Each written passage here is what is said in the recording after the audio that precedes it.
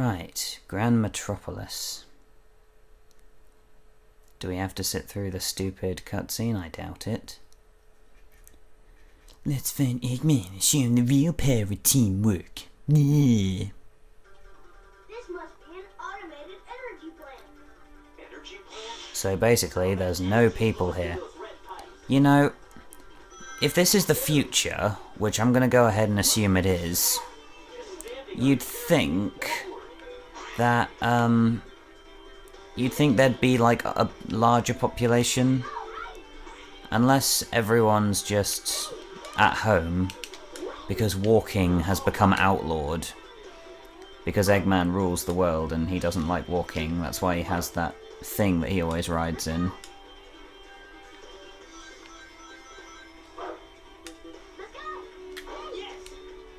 Oh, jeez.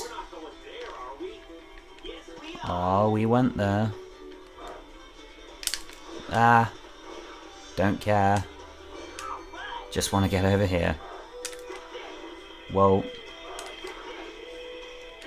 Hey, it's, Shelley and Michelle. That's what those tortoises were called. I don't know, let's challenge him to a limbo contest. Right. Ignore that.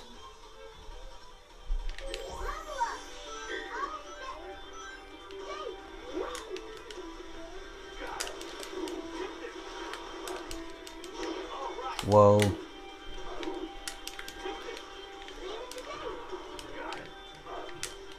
What the hell?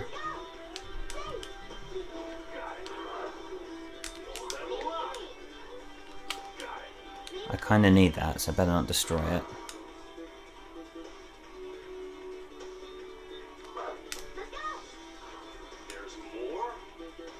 Well, yeah.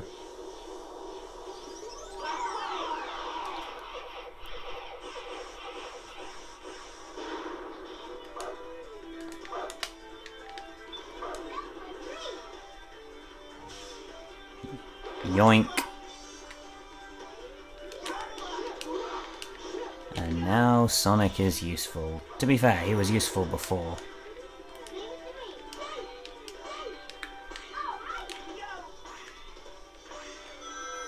Come on. Oh, just a few more. A few more and I got an extra life.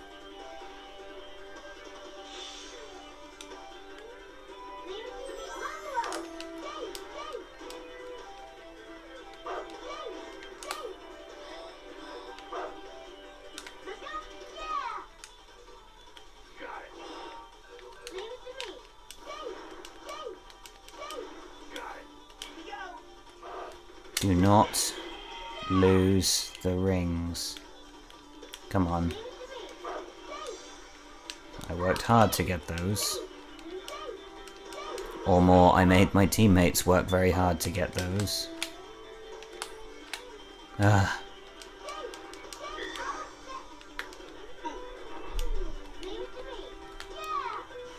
This is just a pain. Right, get some freaking rings.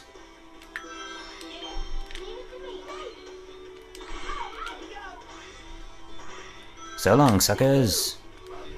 No spikes? What is this, the not super hard mode? Oh jeez, I spoke too soon.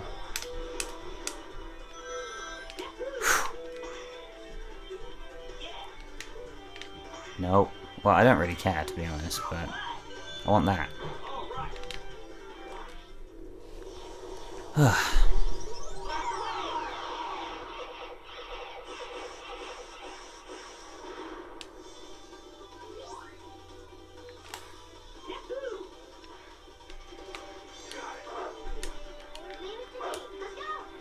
Aha! When there's no switch in sight, it's usually above the door. I don't know why I need to be power at this point.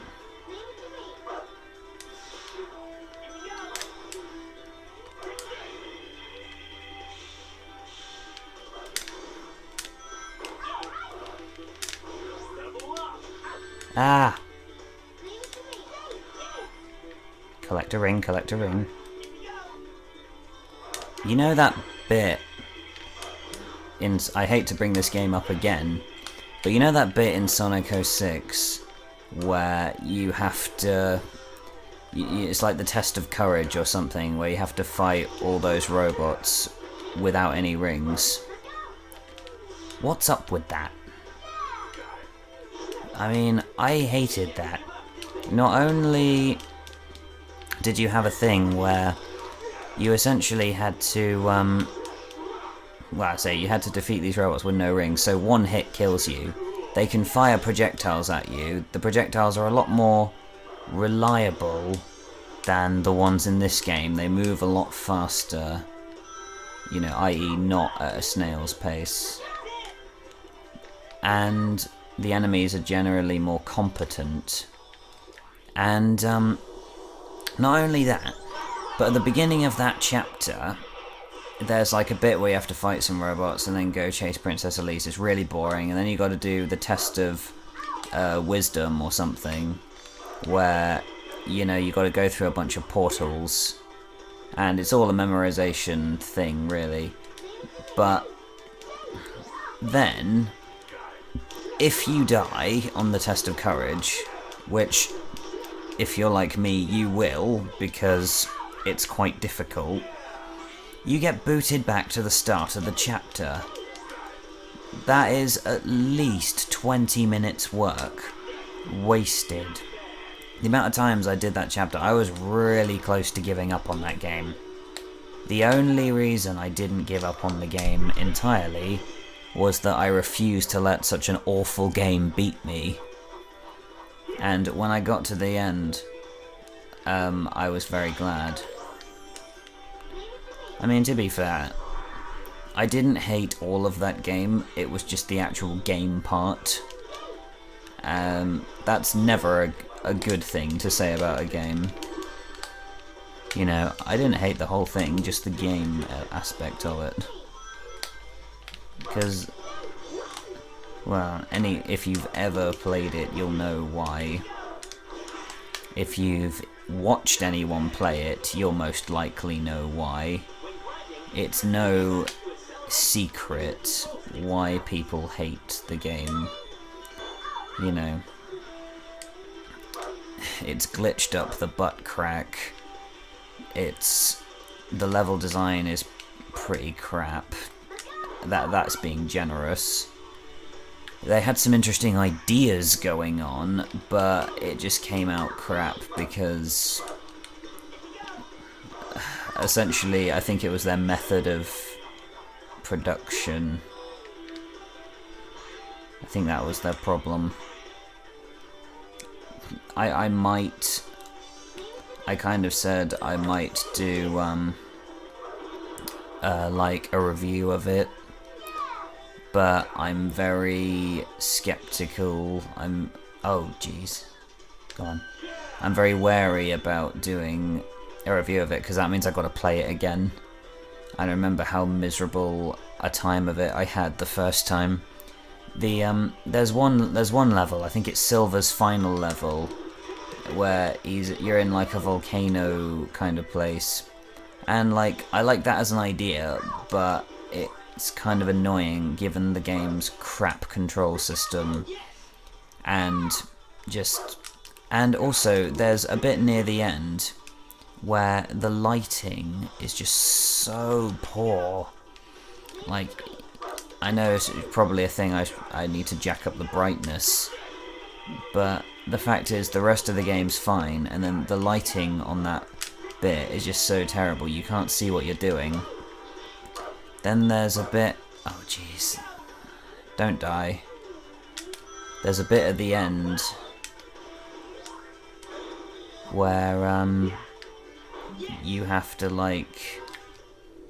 I can't remember what you have to do at the end, and it's fine as an idea, but again, I wouldn't have known to do it.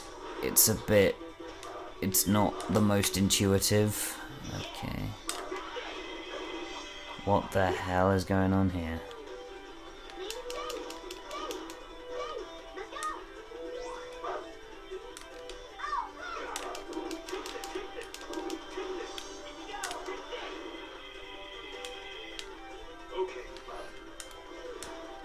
But yeah, we'll see if I end up doing Sonic 06. The other one I said I was going to do is Sonic Unleashed. And I'll tell you what happened. Well, you probably already know what happened if you've watched some of my other things. But basically what happened, we're at a scrapyard, was I got to Eggman Land on Sonic Unleashed, and then I lost the save data, like stupidly. So I've got to replay that, but I'm a little bit wary about playing Sonic Unleashed again, because, to be quite honest, I didn't really enjoy it that much the first time. There were bits about it I liked. Some of the Sonic stages, like the daytime stages, I really liked. The Werehog stages, while I didn't like them, they were quite atmospheric, I guess. Whoa. I don't know what to do about Sonic Unleashed. I probably will end up playing it again, but there's so much stuff, like the boss fights. I can't think of a single boss fight I actually liked. And I know some people might like the boss fights in Sonic Unleashed. I don't. I can't think of a single one I actually enjoyed. Maybe, okay, maybe the Orbot and Cubot ones, where you're, because they're kind of similar to this game, but you're running after a boss and you've got to hit it. Like, those bosses were okay. There was one boss on, like, there's like an island nation that you can go to, where I think it's like a beetle you're fighting. It's like the egg beetle. No, the egg beetle is a different one, but it's similar. Like those ones where you're running around, they're okay, but some of the bosses I just hate. And I was, when I originally played Sonic Unleashed, I had the audio set to Japanese, because for one thing, I really like to watch anime, so like Japanese with subtitles is something I'm quite comfortable with. But the other one was just, I didn't really want to hear the voice acting, apart from Mike Pollock. Mike Pollock is great, but some of the voices just annoyed me.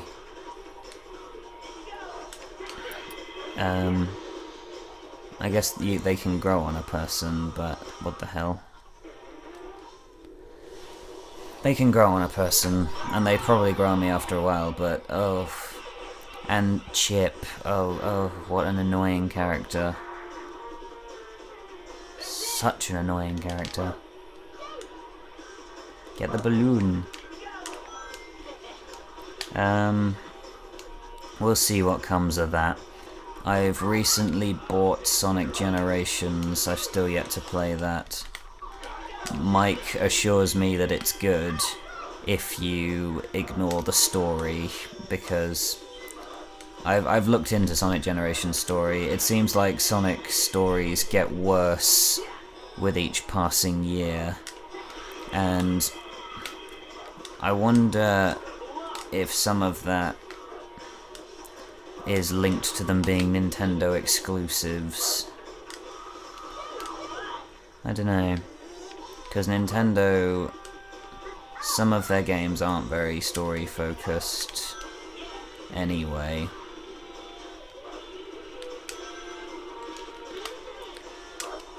Or they're just the same story of the last game with a fresh coat of paint. You know, at least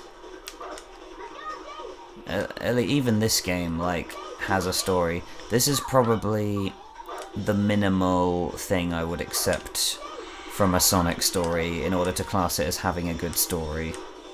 Because it's not the most complicated story by any means, but at least it's not just the standard, you know, Sonic versus Eggman, and I know a lot of people like that, but it gets kind of old. It's like, I can't criticize the whole classic Mario versus Bowser thing for being repetitive, and not criticize the whole Sonic versus Eggman thing. Because basically, Bowser kidnaps Peach, Mario goes to save her. Eggman tries to conquer the world, Sonic goes to put a stop to it. You know, I don't really like repetition. You know, it's like if you produce a game that's the same as the last game you produced, only slightly different, what's the point? I get that you can add new stuff to it, but is that really what you want in a game? You don't want the same old drivel you had before, only this time with more content. Like, I think that's why DLC is a thing, because of like people wanting extra content from a game. I don't use DLC, I'll be honest. I don't have Xbox Live, but you know, I think that's what DLC is for. You don't need to make an entirely new game just to have a couple of extra features. Anything behind here? Nope.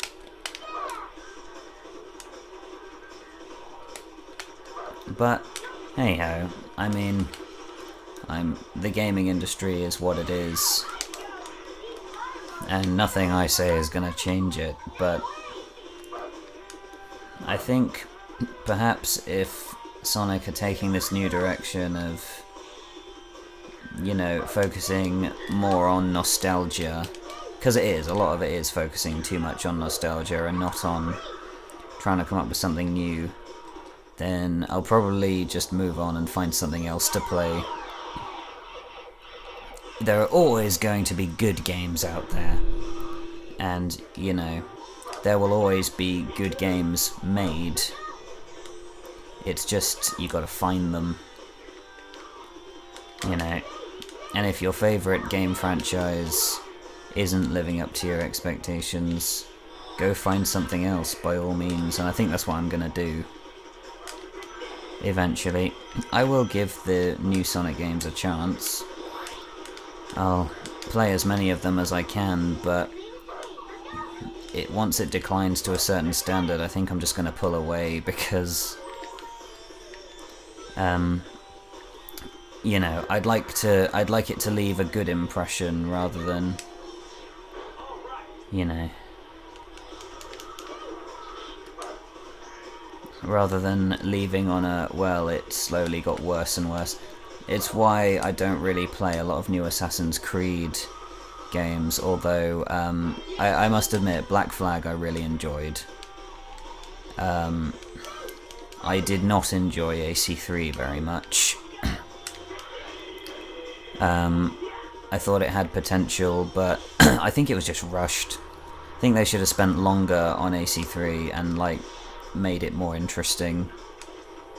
And, you know, maybe, you know, bring the pace up a little bit, because I didn't like the pacing of AC3. You know, I can't remember how many sequences before you even get to play as Connor. Even after that, you know, stuff just happens way too slowly for my liking.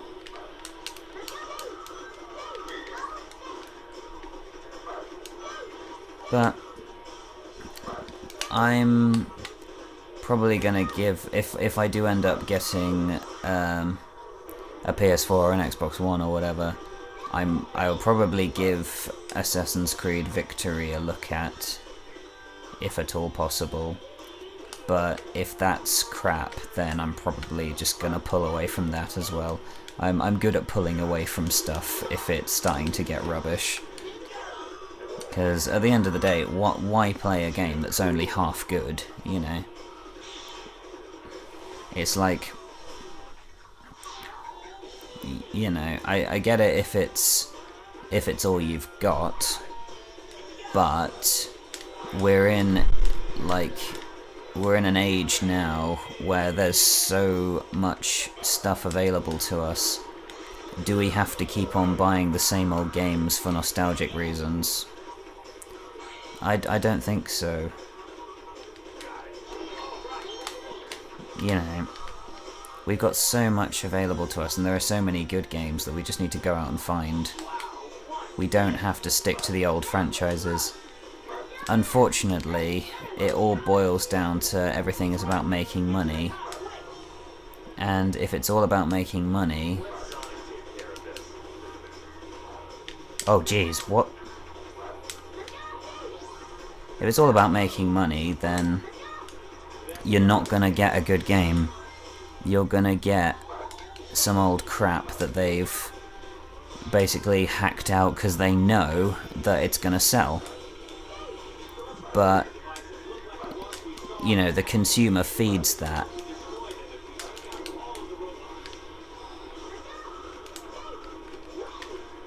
Crap.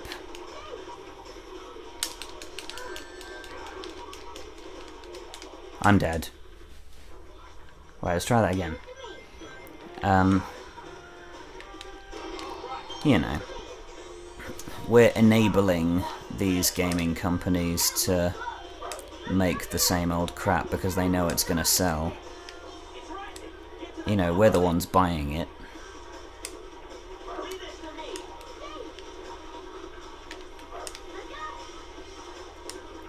You know, why...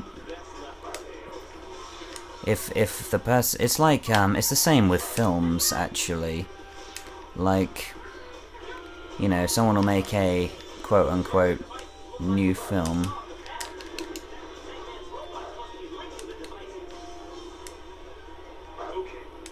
It's like, you know... And if it's gonna sell purely based on the legacy of another film, what's the point in buying it? It's probably the reason I haven't played Destiny yet, is because I haven't really heard good stuff about it.